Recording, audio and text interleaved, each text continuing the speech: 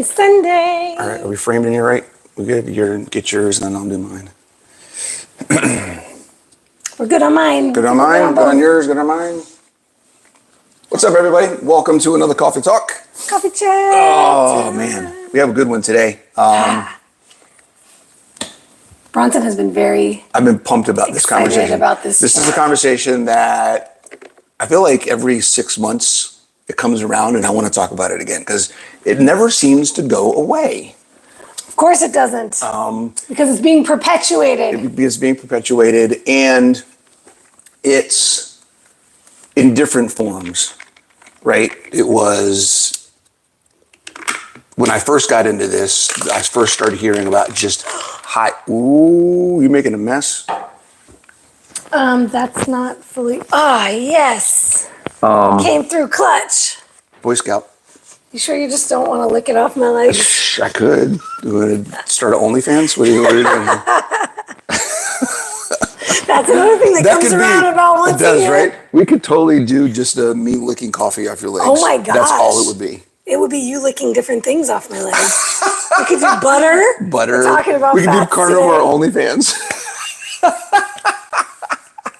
So coffee's not Carnivore. Be like dripping tallow all over your legs.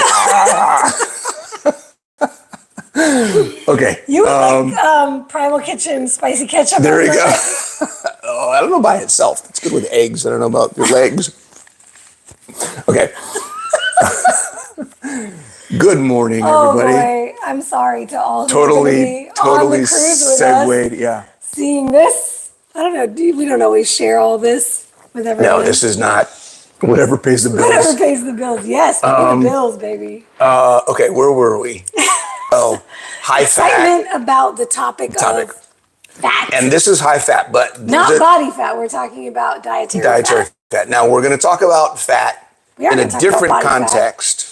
In that when I've talked about it before, it's just been in the context of what does your body need, ratios, we talk about, I don't like using ratios. It's how much fat do you need? How much protein do you need?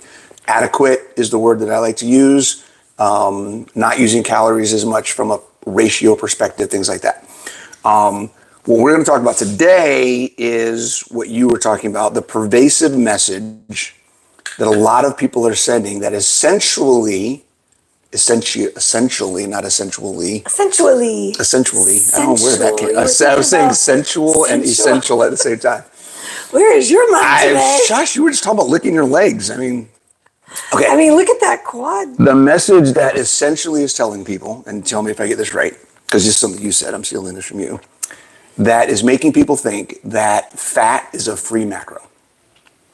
On a ketogenic diet. On a ketogenic diet, fat is a free macro. You eat as much as you want, and your body will just get rid of whatever it can't use. And we want to try to break that down in a common sense. We're not going to try not to get super sciencey in the mechanisms, because honestly, I think in this topic, the mechanisms are less important than just the overall idea of how does your body work in general.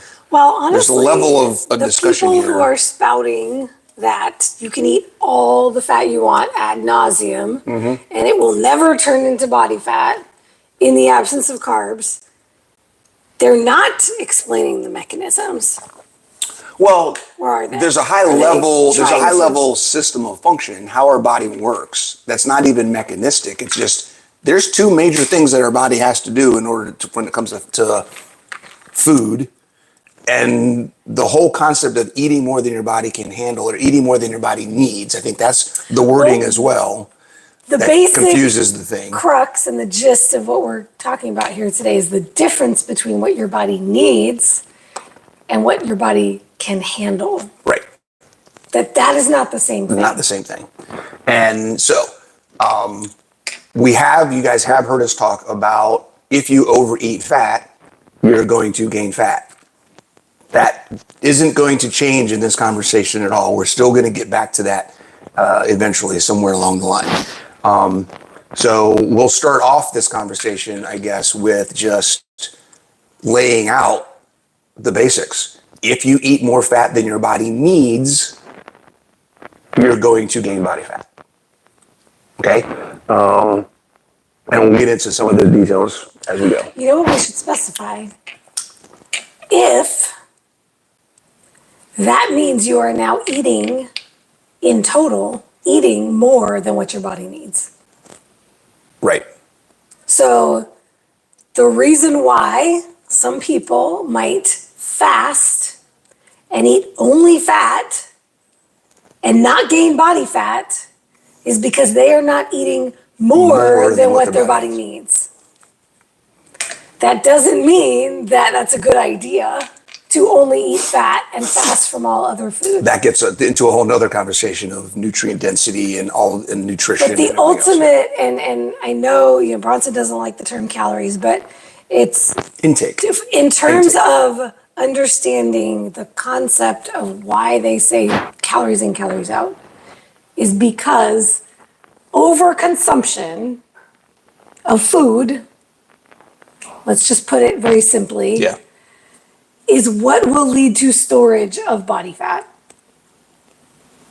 If all you were to eat is protein and you were over consuming protein, I put that in air quotes because it's practically impossible to do that. In the absence of fuel, energy, food that is energy dense, meaning fats or carbs or both, it would be very difficult to put on body fat. But, okay, that's funny because PSMF just came up on my feed and just came up as a question in my group. And that would be in the context of a PSMF, right, because the fuel fats. macros are low, so your body's using what's on your body. Right. So getting to the discussion of your body, and I've got a couple questions I have a video on my channel that I think it's titled, "You're Eating Too Much Fat." And I have a handful of people on that thread are asking the question, how can I be eating too much fat? There's a lot of doctors and influencers out there on the internet saying that if I eat more than my body needs, it will just get rid of it. Why do people poop out fat if they eat too much fat? Why do they get diarrhea if they eat too much fat? Your body's just going to excrete it if it doesn't need it. So we're going to explain that aspect first, and then we'll get into the other stuff, which the other stuff should be nothing new from what you've heard from us before. This part of it is the piece that people are really getting confused, and I think it's irresponsible for some of the messaging that people are sending out there about how this works. So there's a difference. Let's start this way. Every time you eat something, there are two things that has to happen. Well, let's talk about fat. Every time you eat fat, there are two main overriding processes that have to happen in order for your body to do anything with that fat. You have to digest it, and then once you digest it, then you can metabolize it. Okay, so digestion is breaking it down in your gut system, your gut, and then metabolism is what happens when it gets broken down, and then your body absorbs it and then uses it for whatever it needs to be used for. So those are the two separate systems that we're looking at. The idea that your body will get rid of excess fat if it doesn't need it is being conflated from one system to the other. Okay, there is a difference between your body not digesting something and getting rid of it, i.e. getting diarrhea for multiple reasons, which we'll talk about. If I eat fat and then I get diarrhea, that has nothing to do with my body's metabolic need for fat. Okay, that is a separate discussion and a separate issue from the digestion of the fat in my body. If I can't digest it, or if I don't digest it and I get diarrhea when I eat fat, I've never even entered the discussion of fat utilization. Right? It hasn't even gotten to that. My body's not even gotten to the point where it can say, what am I doing with this? Well, and I think this is where people think that, hey, that means the energy is not going into your body, so it can't be stored as body fat. That's where the doctors are saying. Right. You'll just, if you're pooping it out, it means your body isn't storing it as body fat. Let's talk about yay, that. Right. You can eat all the fat you want, you'll poop it Well, out. there's two bad things about that. Either that means you're eating more than your body can process and you're maxing out your body's need for fat, or you're not digesting it at all and you're not getting any of the benefit from the fat. So it's you're not getting any of the nutrition, or you're getting more than you need and you're going to gain weight. So neither of those are good. And that's generally if you're having a lot of stool from it, whether it's diarrhea or well-formed, it's very likely that one of those two things is going on. Yeah. And either of those two things is a problem. Unless you want to be putting on body fat excessively, or unless you want to not be able to utilize anything that the nutrition of what you're eating. That's a problem that needs to be addressed. And with the digestion, but those are two different things, right? The digestion side of it being you're not overweight, you're not gaining body fat, you're not over consuming what your body needs as far as fuel and pooping it out, but you're pooping out anything you eat that has fat in it. You likely have an issue with bile flow, with bile production, something with fat digestion in your body. Yeah. So there's something that needs to be addressed there. So let's talk about that. So I think we were talking about that. We basically kind of summed it into three main areas. When it comes to fat digestion, the reasons you're pooping out fat. Okay. Number one, it's not excreting excess. Okay, except unless you're eating a crap ton more than you need, and that's one of the things. Big population in this group. It's excess if you're eating more than your body can process. That doesn't mean more than your body needs. Two different conversations. Okay, if I am watering, I'm trying to think of an analogy. If I'm watering my garden, and I put a hose on it and run that hose 24/7 until water's overflowing the bed and it's a swamp. That's excess. Okay. If I put in just what it needs and it's absorbed as much as it is, and then I turn it off, that's what I need. If you put in what it needs and it's all running off, that's what we're talking about in terms of there's a fat malabsorption. There's something not happening. Right. Malabsorption, meaning not absorbing, not using. Right. Here's an example. Okay, so if I have a garden and I line that garden with rocks instead of soil, right? That's like having an unhealthy gut. I put the water in and the water just goes right back out again. Yes, there's and it's never absorbed into the soil because the soil doesn't have what it needs to actually absorb the water. And there are conditions. There's conditions. That's a gut issue. Like bile acid malabsorption could be an issue. Like there's something diagnosable that's going on there. Yeah, there's not making enough bile. There's your body's not utilizing the bile properly. There's a lipase issue. So there's an enzyme that helps break down fat in the small intestine. If you're not creating that properly, and here's the thing: if you've been restricting fat for 20 years, and then you go to an animal-based whole foods diet where there's more fat in your body and there's more fat than your intake, you might have an issue initially or for a while breaking that fat down. So you may be pooping a lot more or whatever else. And it's not because your body doesn't need it. It's because your body doesn't know how to process it. You're giving it more than your body can use. Okay. Can break down, I should say, not use. So that's one thing to understand. Your body's ability to digest fat is not the same thing as your body doesn't need it. It's excess, okay? Giving it more than it can digest is not the same thing as your body doesn't need it, okay?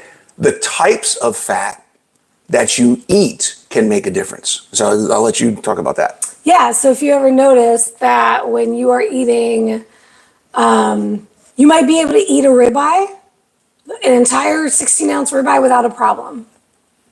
But then you might do runny eggs cooked in a lot of butter, Bronson's favorite, with all this butter in the plate, melted butter and runny yolks, and you get diarrhea from that. Or you do a 80-20 ground beef and you eat all that rendered fat that comes off of it. Or you're drinking bulletproof coffee. You're putting butter in your coffee with MCT and butter. Yeah. MCT only exacerbates things. That's a whole other thing because MCT is pretty much bypassing your digestive system, goes right through you. That can be great for brain health. Brain benefits. Brain benefits. Brain benefits. I love it. But it could be nightmare for your gut. So, so the rendered fats tend to move through the system faster. And get excreted faster. Yeah. Whereas Less absorption, less digestion, absorption. whole forms of a marbled ribeye, the fat is within the protein, within the fibers of the meat, and you're eating it whole. Even some people who are trying to jack their fats way up, and they're freezing not rennet, what's the tallow, and what's the other one? The one that they do the big pieces of fat. I'm forgetting the name of it now. I know somebody else. Suet. Suet, yeah. Suet, tallow, they're like eating it cold, butter cold. Even though that will render, like that will melt in your system, it's not the same as like drinking a rendered liquid fat. Right. So the liquid fats could be part of the problem. So if you're having diarrhea, you may want to think about, how am I consuming my fats? And shifting from consuming more rendered fats to solid fats. Yeah, so essentially, guys, having a change in your stools because of the fat intake has nothing to do with your body's ability to utilize the fat that you eat. With your body's fuel requirements is what we're talking about. Digestion. Yeah. There, okay? Fuel requirements are completely different. Right. It's not like ketones, right? Ketone metabolism. If I have more ketones in my blood, which is a biological mechanism, then I pee them out. Right? That's where we get ketone strips, right? If I have extra ketones in my blood, if you have extra fatty acids in your blood, it's going to be in your blood, and then it's going to get stored on your body if it can't be used. You don't pee out extra fat, right? It doesn't get excreted. We have an almost unlimited amount of storage of fat deposits on our body because excess fat needs a place to go. We don't get rid of it. You can't say we can store hundreds of thousands of calories of fat on our body and then also say, but our body doesn't do it that way, it just gets rid of extra. Think about that, okay? Yeah, there really is like an unlimited storage system for fat. So now what we're talking about, if we understand that digestion is one thing, metabolism is another thing, and then we talk about how much fat does our body need. And I love the question that Blue Love asked about, are we talking about any fat intake or is a 3-to-1 ratio? Okay? Oh, God.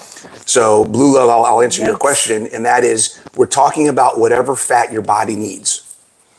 Okay? You have a certain amount that you need, and anything over that, it's going to store. Okay?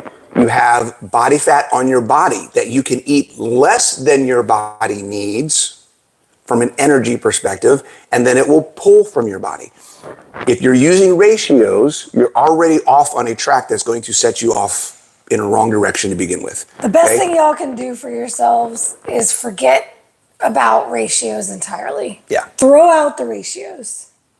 Yeah. Your body needs a certain amount of protein. Your body needs a certain amount of fat. You have to figure out what those are for you. And you do that by tracking trends. We have other videos and we'll talk about that probably another time. Again, we talk about it all the time. Okay. How much fat am I taking in? If I'm taking in 120 grams a day and I'm losing body fat, then that means I'm eating less than my body needs. And there's enough of a difference. Let's say my body needs 150 grams of fat a day, right? If I eat 120, then it's going to pull, air quotes, 30 grams from my body every day. That's basically what we're talking about. So I'm using... That's a really good way of putting it. Right, I'm using that extra body fat off of my body. I don't have to eat it. Yes. Okay? If my body needs 150 grams of fat a day and I'm eating 170 may be what I can digest, right? And I'm going to put that extra 20 on my body when I'm done digesting it, right? Maybe I can digest 170. If I eat 190, I'm going to have diarrhea because I can't process and break down more than 170 a day. And that's kind of what we're talking about, guys. There's different levels of how our body, the steps our body has to go through with these things. So understanding that just because you can process it, i.e. digest it, doesn't mean your body needs it. Does that make sense? I hope that makes sense. If that doesn't make sense, please ask.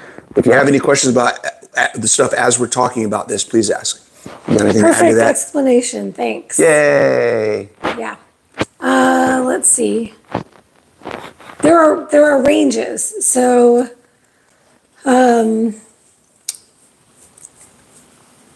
there's a range. So here's the thing. Nothing is so specific that you have to find the exact number or else you're screwed.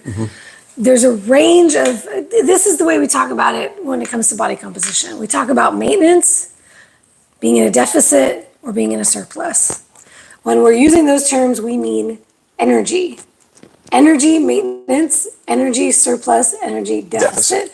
What that means is maintenance is where your body's getting what it needs. It's not getting too much, it's not getting too little. Goldilocks, right? Maintenance is Goldilocks zone, and it is a zone. You can have a range of fats that, let's say I could eat anywhere from 100 to 120 grams of fat within my maintenance range. Right. And I will not be putting on body fat, and I will not be losing body fat. I'm going to be hanging out. It could be anywhere in there. I could go up to 140 or 150, and now I start gaining body fat. Then I would be in a surplus. I could go down to 80 or 90 grams of fat, and I could be in a deficit, and now my body is pulling fat from my body, and I'm losing body fat. So that's essentially what we're talking about here, is finding your threshold. Bronson talks about in terms of fat threshold. Fuel macro threshold. And that has nothing to do with how much protein you're eating. And that's in response to Kelly's question. Kelly asked a question about, what about eating higher protein than fat? It's all about what your body needs for protein, what your body needs from fat. They have no relationship to each other. It's not about whether or not one is higher than the other. Yeah, the only time fat and protein have anything to do with each other is when you're talking about your food options from a whole foods-based perspective, where you want to make sure that you're getting protein sources that have fat with them, so that your body, the fat helps your body absorb the nutrition from the protein source. So that's why we like ruminant meat. That's why we like fatty meats, those types of things. It's not about, I need the fat. It's about the fat is helping improve the bioavailability of the nutrition in the food. Oh, we can talk about fat, the roles of fat in the body, right? So the roles of fat, it helps lubricate your intestines. It helps actually move the chyme. So the chyme, when your food leaves your stomach and goes into your small intestine, it's in the form of chyme, which is basically all of your macronutrients chewed up and broken down. Like a slurry. Yes. Yes. And that is moving through your small intestines. If you don't have any fat in that chyme, it's going to be harder to continue to move through the system and get out. This is why too much fat, then it just keeps on going. When people do protein sparing modified fast and all they're doing is eating protein, myself included, I tried this years ago, will never do it again. Constipation, irritability, bloat, discomfort, just couldn't get things through my system. Yeah. So we need fat for lots of reasons. It actually creates the lining of our cells, of all of our cells in our body. It creates endocrine hormones. It's funny, actually, one of the things that we learned in nutritional therapy is that it makes food taste better. What? Like when you really think about the historical significance and purpose of things, right? Like our ancestors would have starved if they didn't have a taste for food, right? If eating didn't taste good, there's a reason why eating is meant to taste good. Food is meant to taste good, so that we seek it out, so that we give ourselves nutrition. Yeah. Of course, big food has hijacked that and now created all of this hyper palatable food that has no we now nutrition. Eat in excess and has no nutrients, right? The fat also, like Bronson was talking about, it helps you break down and absorb the nutrients from the food, the protein that you're eating. Fat by itself, most forms of fat have very little to no nutrient value. That's not where you're getting your nutrients from.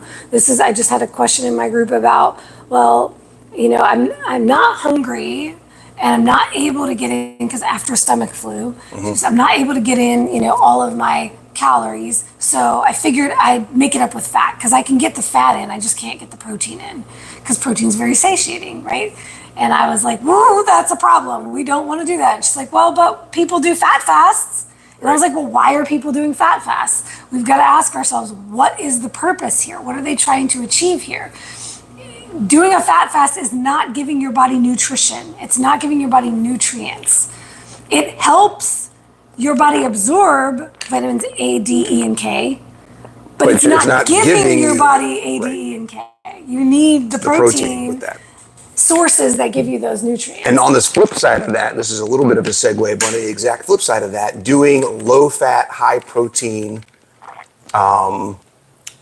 meals or sources, right? Going lean all the time is giving you all of those nutrients, but your body can't access them, right? So eating chicken breast all the time to get your protein in, drinking or making protein shakes to get your protein in, and doing all that kind of stuff is not nutrition. And the protein shakes even less because the protein shakes because those are processed. They don't even have any. They don't even have the nutrients in them. Right. So thinking about prioritizing protein doesn't mean replacing nutrition with protein. Okay, think about that, guys. It's seriously, we're talking about nutrition here.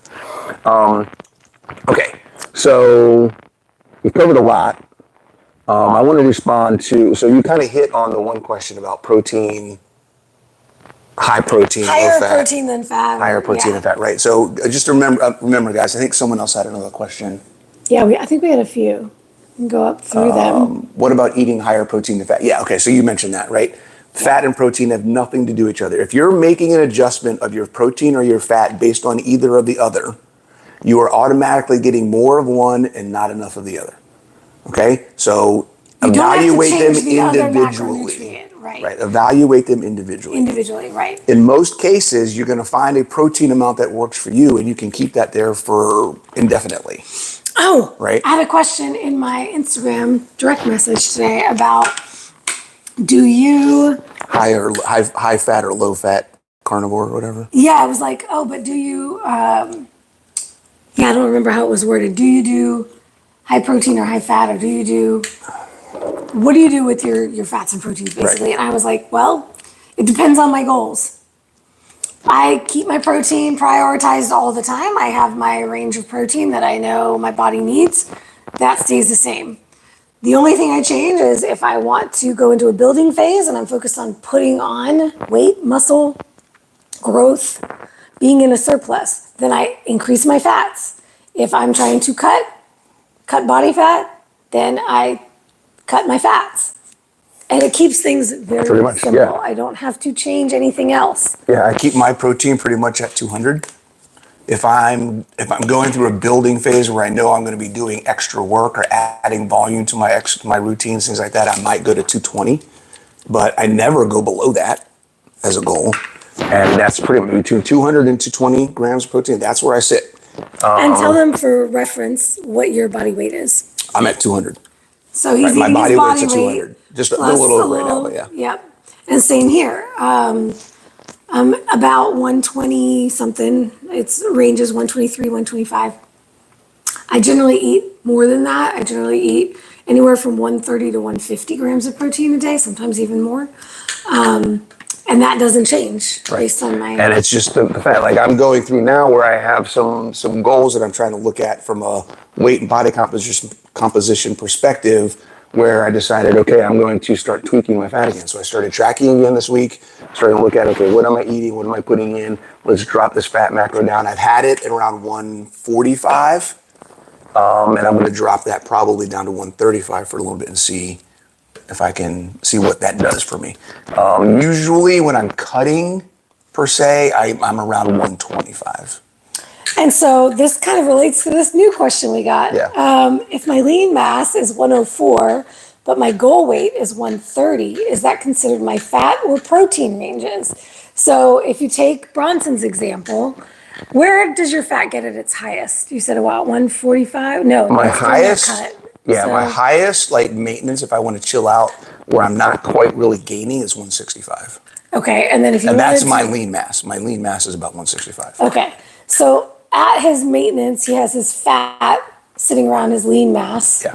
and his protein a little above your body it's like weight. 1.2, 1.1 and a half, something like that. For me, typically in a maintenance or slight surplus, mine might be 1-to-1, pretty close to 1-to-1. So my protein is always a little bit over my body weight, my total body weight, because I'm lean. If I had a lot more body fat on me, I would probably not go as high with my protein, because that would be just more than I need. Let's say, if I weighed, that's what you just said. Go ahead, finish what you said. yeah, if I weighed like 175 pounds and my goal weight was 150 or 125, where I am, then my protein would still be where I am, 150. So what you said there is more than I need. Yeah. Okay, so for this question, who's that? Get Fit. So Get Fit's asking the question, if my lean mass is 104, but my goal weight is 130, what is that considered my fat or protein range? It doesn't matter. Pick one. What do you mean? Pick one. Pick 104, pick 130. You're going to evaluate how you're doing based off what you do, and you're going to change it anyways. And Right. well, and So she's asking, is it considered my fat or protein ranges? Right, but either way, just start. Pick 130 for both. Pick 104 for both. Start there. Track it for 4, 5, 6 weeks. Hey, I feel like I need more protein because I'm not growing as much as I want to, or I can't perform in the gym, hungry. or I'm really hungry all the time. Okay, so then up your protein. Or after 4 or 6 weeks, I'm losing more weight faster than I really want to, or I think is healthy. So maybe I need to up my fat. Or I'm not losing any fat at all. Maybe I need to go to, if I started at 130, maybe I need to go to 110. Right? So the whole idea of what we're talking about when we talk about the thresholds is if you're not tracking and if you're not keeping a record of where you're at and what you're doing along the way, looking at what is my body doing and how is it responding to the numbers that I pick. Yep, biofeedback. Then you're not going to know anything about what you need to be doing. So start with either one of them. Track it over time. I know you've talked about this before, but your general starting place, where you like to start people. I like to start people at 1 gram of protein, 1 gram of fuel macro, okay, to 1 gram of lean, to 1 pound of lean mass. So my lean mass is 165 pounds. Where I started this whole process was 165 grams of protein, 165 grams of fat. Well, because technically 155 grams of fat and 10 grams of carbs. Because he's very low. Yeah, he's I'm very low carbs. Right? Yeah. So that's how I do it. And then you adjust from there. If you're keto or ketovore and you're having more carbs, we generally don't go as high with fat because carbs are also take up some of that space, right? So when I say fuel macro, it's fat and carbs combined. No less than 70 grams of fat is what I like to recommend for most people. Some people 100, depending on different things, but 70 grams of fat. So if I was doing just a low carb diet and I wasn't doing a carnivore, following a mostly animal-based diet, and I wanted to do that, 165 would be my starting number, and I would say split it up between, I'd say maybe do 65 carbs and 100 fat. That would be whatever, right? It's just managing that. Now, if I'm gaining weight at that breakdown, the fuel is too high. 165 is too high, so I may drop it down to 150. It's 11. It just was 11. And then you just. By the way, I love it when you do that. So just you have to be willing to adjust. There is no hard and fast number that's going to work. And whatever you do for 6 months, you may need to change it in 6 months. Yeah, or 3 months. Or 3 months, right? So or a year. Understanding the process of how to evaluate what's working and then make adjustments. And understanding that the adjustments for protein and the adjustments for fuel macros are not tied together. And you have the freedom to change them however you want. Yep. And what we recommend is never going to extremes with either of them. Don't go from this 80-20 ratios carnivore, 20% protein, 80% fat, and then decide you're going to go PSMF. Right. Which is basically the opposite of that. Now you're doing 80% protein, 20%. Your body is going to freak out if you do big, massive, extreme changes overnight, especially for my ladies. Men can usually get away with that stuff a little bit better, but our endocrine system, women, is very, very sensitive. And when you're going from fasting to feasting, which is another thing we could do a whole, we might have to do why that are you next trying week. to fire me up, man? It's another topic we could really gripe about, this concept of like fasting to priming. OMAD and then like priming it. It's ridiculous what you're doing to your body. Your body's going to freak out. Anyway, speaking of women, I want to go Let back. me just, hold on before. Oh, go ahead. Anybody that's looking at stuff, okay, I've dealt with numerous people who are coming from priming protocols and they're totally effing screwed, okay? You really wanted to cuss? Everything that we're talking about is about nutrition and health. It's about functioning metabolism. We are not talking about ways to figure out how to optimize fat loss. Okay? Wow. They will help with fat loss, right? We're talking about managing your fat intake to help with fat loss in the context of maintaining your health throughout the process. Yeah. Keeping health as the first priority. Okay? So we're not talking about here's a protocol that's going to help you lose fat. Screw your health. Dude, I just answered the question in my group about why I literally never recommend PSMF. Right. I in all the years that I've been doing this, I've recommended it one time. It would have to be a very extreme. Because we had been working for a couple months on trying to get something moving somewhere. And we did that. And in the first 2 weeks, it was like, boom, everything started dropping again, right? But you probably didn't have her doing it every day. No, not at all. No, right. It was like 2 or 3 days a week for 2 or 3 weeks. And then boom, and then she's back on whatever, right? consecutive days, you're not starving yourself. So in the context of weight loss, if you're making a decision on anything, fitness, nutrition, whatever, and your focus is on what can I do to lose weight? Stop.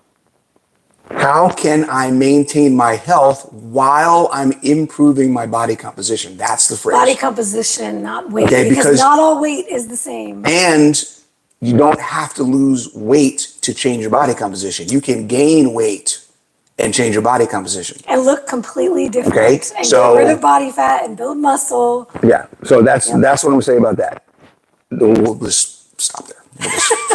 Okay, I wanna go back to the question about the protein ranges because I'm thinking this is a small female. I'm thinking get fit as a female because 104 lean mass, that would be a really small guy. And that's similar to where I'm at, right? Like she said, my lean mass is 104, but my goal weight is 130, right? Okay. My goal weight is basically my maintenance weight, 125, right? Give or take. And my lean mass is just under 100 pounds. You're so tiny. You're so tiny. Put you in my pocket. So I don't, and for my small ladies like this who don't have a lot of lean mass on them, and I'm saying small, but it's not just small ladies. A lot of my ladies who have 30, 40, 50% body fat. We have women we work with that are 5'4", 5'5", 5'6", that are severely under muscled. Under fat. Well, but I'm not talking about that. Yeah. I'm talking about, she said goal weight is 130. Yep. Which I'm guessing means you are over 130 and you're trying to lose body fat. Right. Yep. So we have clients who are 30, 40, 50% body fat or more, but have low lean body mass. 52, 55 to 53-year-old female. So, so if your lean body mass is low, I would not do, like Bronson can do his lean body mass in protein, and that's plenty for him because his lean body mass is 165 pounds. Right. My lean body mass is 90 something. I don't want to subsist on 90 grams of protein a day. That's not enough. So for my ladies who have lean body mass under 100, I never ever put their protein consumption under 100.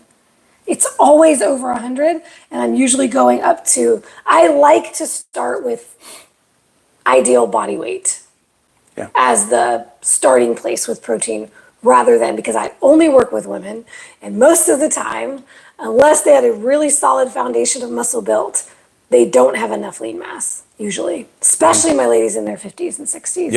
Yep. So I don't go by my lean mass. I would go by my ideal body weight.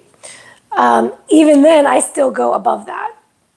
I go my total body Always, weight. when it comes to protein, always err on the side of more if you can.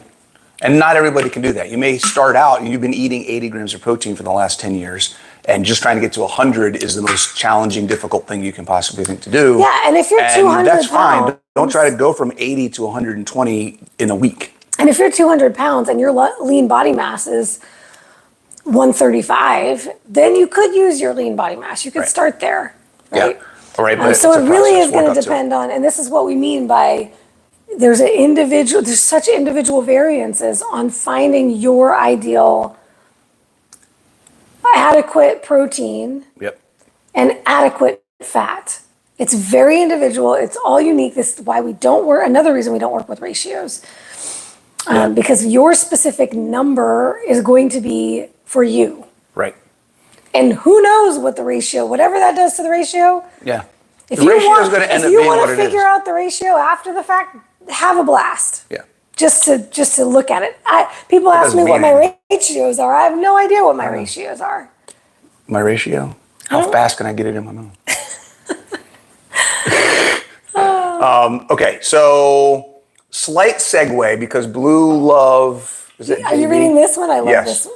I want to asked go there a question. Well, she didn't say. She made a statement, and I want to address. It's something we haven't talked about in a while. Yeah, we haven't. We haven't talked about it in a while. So, but since we're talking about fat, let's talk about ketosis. So, after asking the question about the fat and protein, the statement of trying to stay in deep ketosis but not overdo it. Okay. The benefits. This is gonna. The benefits of the ketogenic diet have nothing to do with ketosis. Okay? Having excess ketones in the blood is not where you're getting all of the benefits, because excess ketones by definition means ketones that your body isn't using. Okay? Being in ketosis all of the time is actually long-term doing a couple of things that may not be as beneficial as you think. If you're always in a state of low insulin, because you're always in ketosis, what happens? You start getting some thyroid issues. You're not able to, when we talk about the importance of lean mass and building lean mass. If I never have insulin in my blood, if I'm always chronically low insulin, it is very difficult to build muscle because I need insulin to put the amino acids into my muscle tissue. And well, the question I would ask is, why are you trying to stay in deep ketosis? Right. Right? If you have a cognitive impairment, if you have a cognitive disease, if you have a problem with your brain, then I understand being in therapeutic ketosis. There's a reason for that. But even in therapeutic ketosis protocols, there are periods on regular intervals where they purposely break ketosis, right? It is not a 24/7, 365-day thing. You have to break it at some point. Well, and let's look at the historical significance of this, right? Right. We were not ever in ketosis 24/7. Right. It's not a thing. It shouldn't be the goal. But if there are medical reasons why you are seeking a deep state of ketosis, by all means, but that is very different than seeking ketosis for fat loss or body composition changes. Yes. Well, there's also another disconnect, I think, in what deep ketosis is and what it does. Okay, so we're going to leverage the idea of minimum effective dose. Okay, I love that. The idea, like everything. The idea of being in ketosis means there's extra ketones in the blood. Okay, we know that if we are keto adapted and we're utilizing ketones over time, our ketones are going to go down because our body's better at using them. We're doing more. It's using more. I think you're going where I was going to take our ketones go down. If you're trying to stay at a high level of ketones, if I'm trying to stay at 3, 4, 5 on my ketones, what's happening now is I am forcing a higher level than my body can actually use. And the question is, what number actually matters. Does it matter if I'm at 3, if I can maintain 3, or why am I shooting for 5? If 3 is good enough, why am I shooting for 5? Yes. If 1.5 is good enough, why am I shooting for 5? I was going to say, here's right? the At what point is that number on your ketosis more than makes sense? This is getting to And what I wanted to get to, which is how are you determining that you are in a deep state of ketosis? Right. Is it based on numbers? Because if it's based on numbers, it's already flawed. It's not related to the goals. So this is why or the body. This is why I ask, what is the goal of being, why are you trying to be in a deep state of ketosis? Because if it's for the benefits of ketosis, then you should be judging it based on how you're feeling. What is your biofeedback telling you? Right. If you're doing it for the benefits of better clarity, focus, mood, energy, do you have those things? Right. Or do you not? You can have that at 0.5. It doesn't matter what your blood level of ketones is. Right. Are you getting the benefit from it or not is the question. Yeah. And the number on your ketones. meter doesn't matter from that perspective. Except for the fact that, yes, if you're chasing this high number, then you are probably ingesting a lot more fat than you need, either in the form of exogenous ketone supplements, which are fake numbers anyways. Or dietary fat, which is it is showing that it's more than you need. Right. Because it's pooling up in your blood and you don't want that. You don't need that. Yeah. So that's just or you're excreting it in your urine, however you're testing it. Right. There was, that's a good question about ideal body weight. For ideal body weight, I'm 6'8", 5'8", 129. How do you decide on your ideal body weight? That's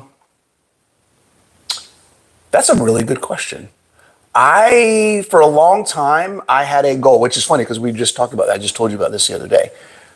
That's going to be very individual and based on a lot of different things. I actually have a workshop. I did a whole in-depth workshop on this. I believe I put it up for free on my YouTube. Okay. And so you can check it out at Keto Bikini Secrets on YouTube. If you can't find it, hopefully you're in my Facebook group. And if you're not in my Facebook group, join the Facebook group, Keto Bikini Secrets on Facebook. Yeah. My ladies are in the chat. They can drop the info for you. I know somebody will drop it in the chat.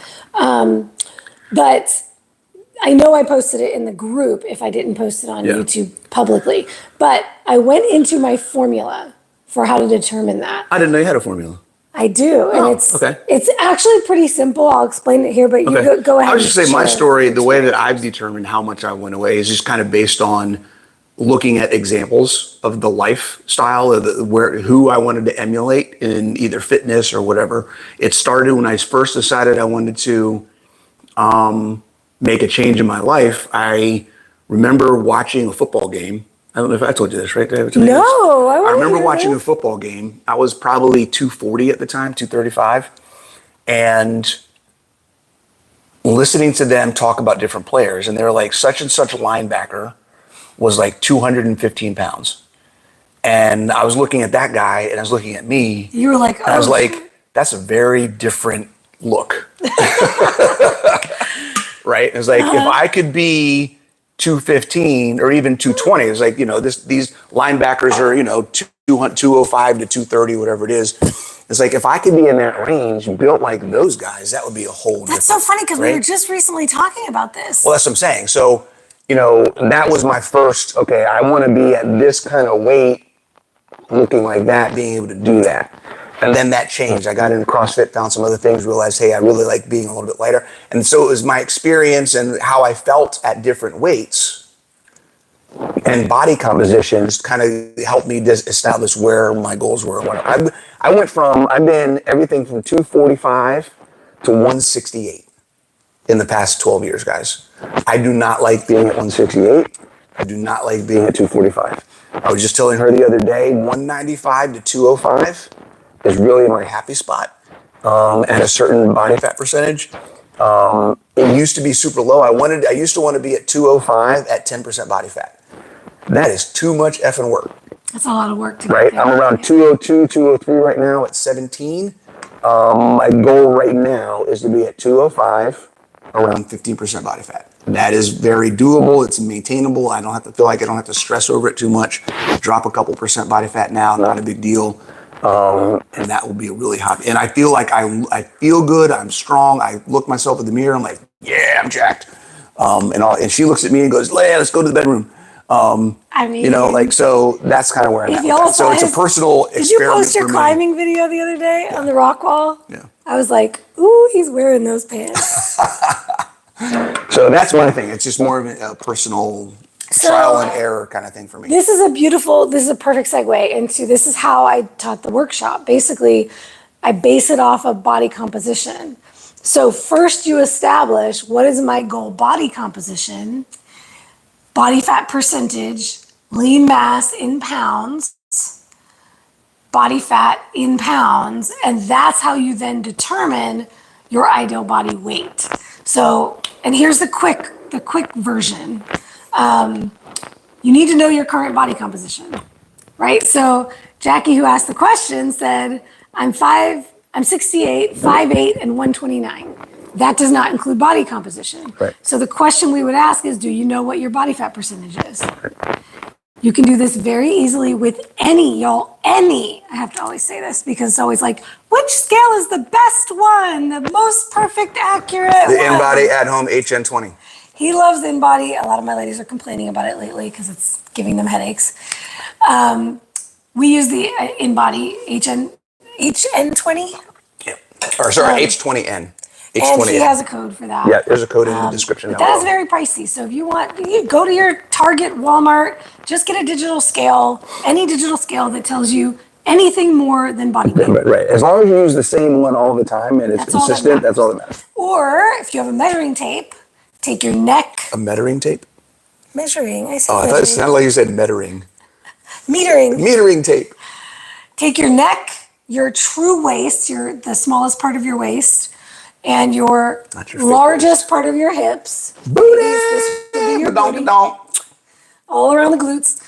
And those three measurements, and then I think it asks your age and your weight, something, or maybe your height, in the Navy body fat calculator. Yep. So that can give you your body composition. What we want is, okay, body fat percentage. Here's the quick and easy way to do this. Subtract it from 100%. If you're 30% body fat, subtracted from 100% is 70%. What does that mean? That's your lean mass. That's everything that's not body fat. Okay? 70% lean body mass. Here's my formula. You ready? You take your lean body mass percentage and you multiply that. Wait, you divide it. I'm doing this wrong. You take Helps when you have it shown out in front of you. I need to see it in front of me. Okay, first you have to figure out your current lean body mass. Okay, so you do that by your body fat, your body mass percentage. I just said if you're 30% body fat, you are 70% lean body mass. Multiply that by your current weight. Right. So basically, if you're 200 pounds and you're 30% body fat, okay, that's 60 pounds. Subtract that from 200, you got 140 pounds of lean mass. Or if you do it the opposite way, you just multiply 200 by 70%, and that's going to give you 140, right? So you take your 140 and you divide it by, your goal lean body mass. So if your current lean body mass is 70%, your goal lean body mass is 75%. That'll get you from 30% body fat to 25%. Right? So you want to increase your lean body mass. You want to decrease your body fat percentage, right? So you divide 140 by 75%. Okay. You want to do that real quick? Give us the number. If we have any math whizzes, y'all can do it before we do. 186. So that gives you 186. So you were at 140 was your lean mass. Now you're at 186. So that's your goal body weight. You're currently at 200 pounds. Oh, Gotcha. So you want to lose 14 pounds. You want to go from 30% body fat to 25% body fat, meaning you want your lean mass to go from 70% to 75%. You multiply your lean body mass by 75%. Or divide it by 75%. Excuse me. Yes. Divide your current lean body mass by your goal lean body mass percentage. Do you have a worksheet for this? I do. Do you want to send it to me and I can put a link in the description of this and people can just... You should link them to my workshop. Okay, we'll do that. All right, we'll put on the for those of you on YouTube. If you're on her Instagram, go to my YouTube and we'll put a link to the workshop on this so that you can go watch that and she'll have everything there. Yeah, because I break it down line by line of okay, find your lean body mass, find your body fat number, Okay. And there's a document that actually fills it in for you. Carnivore. Picasso? I don't follow English well. Can I find you on YouTube? Yeah. So you can find Nat on YouTube at Keto Bikini Secrets. You can find me on YouTube at Coach.Bronson. Yep. Is there a good range of body fat for women or is that individual? Oh boy, this is my hot button topic. I'll let you go here. Have a blast. Okay. Well, before we do that, I'm going to say my piece real quick because it's quick. Okay, go for it. If you guys don't know, I have a book I published a couple of years ago, The Ultimate Ketogenic Fitness Book. There is an entire section I have in that book that talks about current average ranges of body fat percentage and skeletal muscle mass percentage in the US and what my recommendations are for men and women for both body fat and skeletal muscle. Because what we don't talk about enough is how much muscle should I have? Right?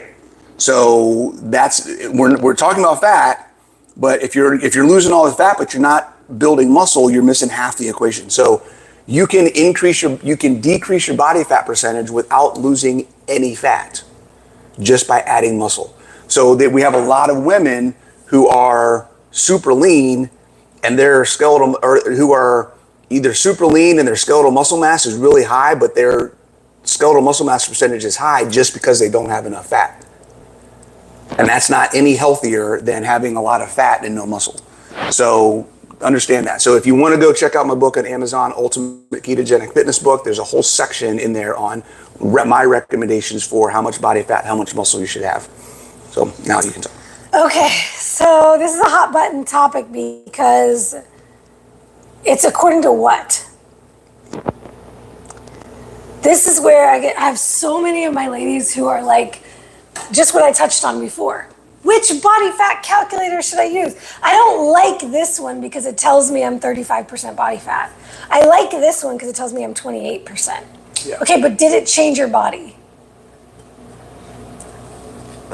So I say this too because if you go get a DEXA scan, it is going to say you are a higher body fat percentage than an InBody will, than your Target bathroom scale will, then your Renpho, then you're this, then you're that, then your bod pod, right? Mm-hmm.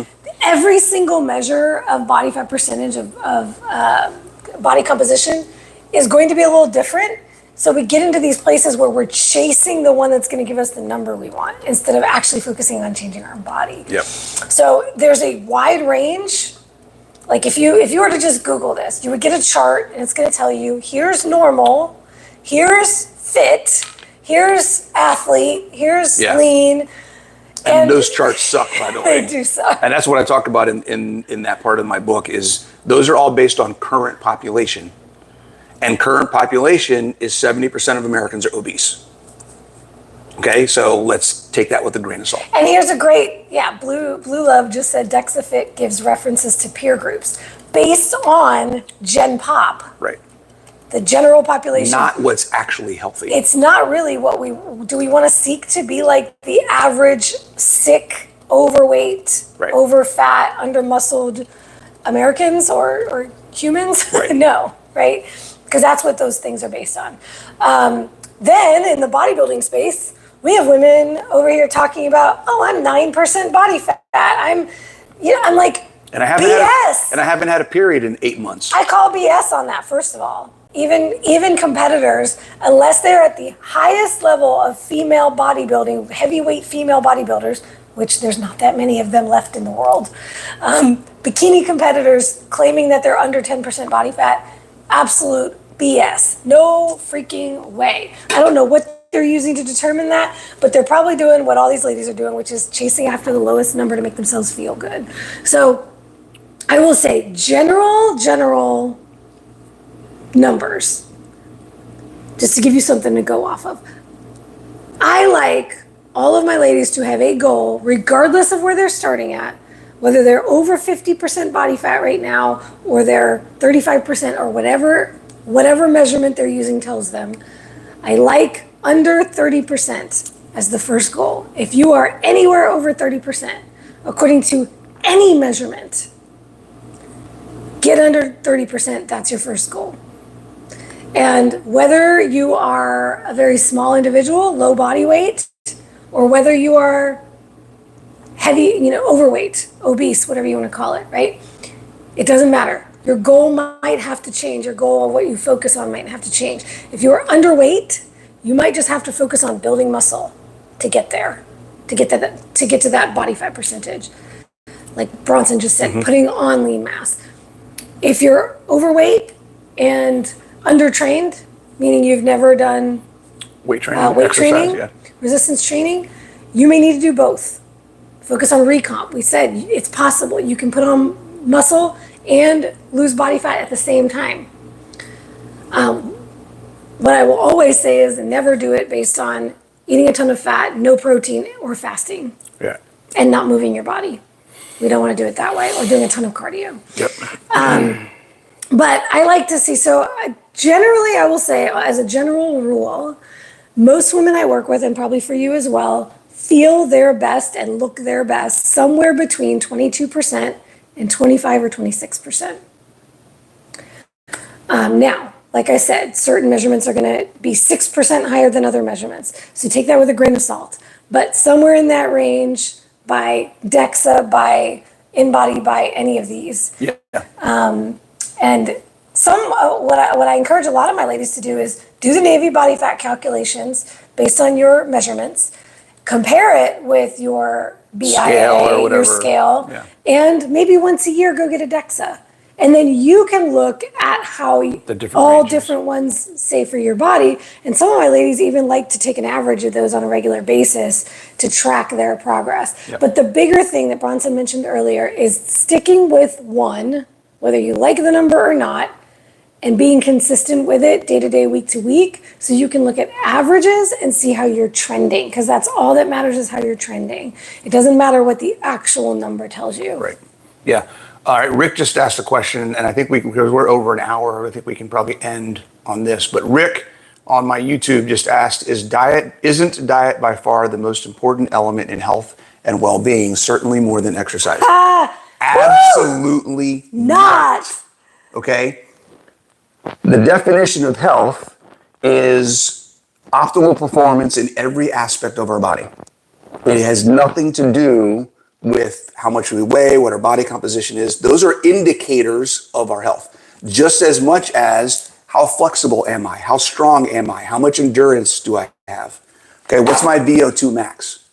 Right? What's my resting heart rate? All of those are factors and markers of fitness that are just as important as high blood pressure, A1C, C-reactive protein, all the other different insulin, blood sugar, every single marker of fitness is just as important as a marker of health as every single medical marker that we currently use. If you don't have his book, go get his book. Yeah.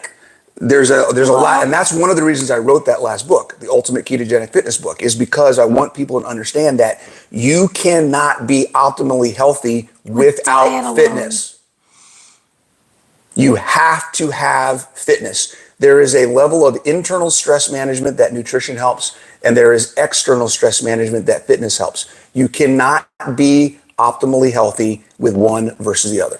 You can be all fit as hell and have crappy health, and have crappy immune system, and crappy gut health, and crappy all these other different autoimmune and everything else. We like to talk about a lot. What most people are getting at when they want a certain body composition or weight loss, fat loss, is what it will allow them to do, what they'll be capable of doing when they have that, what it will mean for their life. And usually, what do they all say, babe?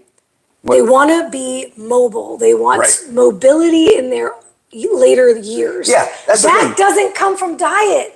Yeah. That does not come from diet. No, I have never met an elderly person who was regretful or felt bad about the weight they didn't lose as much as they were the freedom they lost in life. Okay? It's the lack of physical freedom and independence, their ability to engage and move in the environment they live in every day that gets lost as we get older. If we're not functional, then what's the point?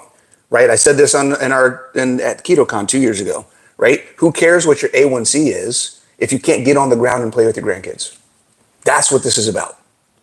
Okay, so just thinking that. Wolf just asked a question before we go, I guess. Hold on, I gotta find it, Wolf. What could be a beginner workout routine for muscle building? 3 days or 6 days a week, would it be better? It totally depends on what you're trying to do. 3 days a week may be great as you're getting started. 6 days a week if you're doing something that's maybe, depending on where you are. If you're doing, like I have a beginner program that is based on the 7 functional movements. You can do it out of a chair that I tell people do some portion of this exercise every day. Because the level of intensity is so low and you're doing more to improve your central nervous system than you are your muscles, right? It's learning how to move. It's learning how to build a habit of doing something physical. So I can't give you a 3 days is better, 6 days is better. Totally right? depends. It totally depends on you and where you're at. And when we're working with a private client, for example, one of the first things we do is ask, okay, what is your lifestyle? What is your schedule? What is your, that's going to depend. And then we build the program based on what's going to work within your lifestyle, because what matters is what you're going to be able to sustain and do over time. Yep. So if you have an hour and a half long or an hour long full body workout 3 days a week, that could be great. But if it doesn't fit within your lifestyle and you're only ever getting 20 minutes of each day done, then that's not going to be as ideal. If you could do 20 minutes a day, 6 days a week, that's going to be better for you, right? So it totally depends on the person. Yeah. And Rick responded and said, but keto is a diet, not exercise. Yes, keto is a diet. It is a dietary protocol that we're talking about a portion of that protocol today. But if you watch either of our stuff, we talk about mindset, we talk about fitness, we talk about nutrition, we talk about lifestyle, we talk about habits, routines, all the things, right? Because the conversation today is about one aspect that has hundreds of different things that go into the discussion. Yeah. So yes, you cannot improve your health with diet optimally with diet alone. You have to have exercise as a component. And it's one of our big platforms, both of us, is teaching the keto community, because in the keto community, another thing that's pervasive. You can do everything without exercise. Yeah. Oh, that's the benefit of keto, is that you don't have to exercise and you can get all these results. That's because people are focused on weight only. Yeah. They're not even thinking about body composition. Most of the women who come to me from the keto and carnivore space who've been in it for a long time, and that's what I specialize in, is women who've been on keto carnivore for a while. I'm not a converter. I'm not a person who's trying to convert people from standard American diet. So I don't have a lot of clients who are brand new to keto. Yeah, that's all my clients do. They're already doing it. They come to us when they're trying to optimize, because they're stuck. And what happens is they have never prioritized strength training, muscle, protein, because they're eating too much fat, they're fasting, they're not working out. They're doing like 8 to 8 million hours of cardio a day. And they may have lost 80 pounds by the time they get to us. But they've got skin hanging, they've got no muscle, they've got no definition, they still hate what they look like in the mirror. They have no energy. They're not feeling good, right? And then we have to teach all this stuff that we're talking about here. And then I just want to respond, because Blue Love said, not good for hormones, that low body fat female. That is not true. That is not true. Being in the 20s in your body fat percentage as a female is absolutely optimal, absolutely healthy. There's not just a percentage of body fat that automatically makes it bad for your hormones. And that's another thing I see all the time. This like, you have to eat 200 grams of protein to optimize your hormones. We could do a whole talk. We need to, we're talking about we doing. need protein for hormone. A lot of people don't realize that protein makes up like half of our hormones. Oh, 9%. She's saying 9% is too low. Yes. Oh, yes, 9% is way too low. 9% Yes. for women is virtually impossible. Yeah. To get to at any point. Yes, I agree. 9%. Thank you for clarifying. Yes, way too low for women. All right, guys. Yes, carnivore, keto. The protocol is less important than you knowing why you're doing it and being willing to try things and see if they work. That's what matters. Juliana just mentioned light bulb moment. Call your talk on the cruise, how to get unstuck. Yeah. That was basically my talk last year. Right. I said, what was it? I called it, what got you here won't get you there. Yeah. This year I'm talking about the importance of how you actually transform your body after the age of 40, which is everything I teach because most of my ladies are over 40. So Awesome, guys. Thank you very much for listening. This is one of our longest ones ever. And speaking of the cruise, Yes, we're leaving in a couple days. Thursday. What's today? Sunday? Monday, Tuesday, 4 days. 4 days. We're leaving. We'll be on the cruise. If you're going to be on a low carb cruise, make sure you stop by, come find us, say hi, give us a high five, take a picture. Unfortunately, I had a little mix up with the book and the new book that's coming out in September. I was planning on bringing some hardcover copies with me, but that's not going to work. But you can get it on pre-order. But you can get it on pre-order. The Kindle version and the hard copy version are available on Amazon. Body Confident, go check it out. And while probably, well, let's see, when is Ketopalooza? It's October, Shelley, right? yeah. Shelley said, will you be selling your book at KPL? It's in October. So the book will be out by then. I will probably bring some and have some to sell in Ketopalooza in October. And sign. And if you have his original book or you want to get it and you're on the cruise, you get it before the cruise and bring it with you, he will sign it for you. Yes, absolutely. All right, guys, take it easy. Thanks for watching. And as always, subscribe. This is the end. Nobody's going to watch all the way to the end. I know. But if you're not subscribed, please subscribe. Click on the bell on my YouTube channel to get notified next time we do this. We do this every weekend. Next weekend, we'll be on the boat. So hopefully we'll have good internet. We'll try to do this anyways. And because we'll be on the cruise with a bunch of other people you all may want to hear from, maybe we can pull some people in and have some drop-ins with some folks. So we'll see how that goes. Let's do it. Well, we're going to try to do it. We're not going to promise anything. We'll try to do it. It'll be almost basically your birthday. My birthday will be if we do it on Sunday. Yeah, my birthday will be Monday. So, okay. This man's turning 52, y'all. See you guys later. Bye.